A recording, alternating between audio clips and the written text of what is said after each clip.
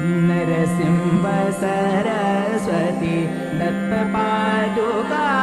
कमली नतमस्तक होता वृत्ती सुखमय झाली अज्ञान व्याप्त मी भ्रमलो श्रमलो भारी न च आश्रय कोठे दिसतो मज अंधारी तव दर्शन होता चिंता सारी सरली नतमस्तक होता वृत्ती सुखमय झाली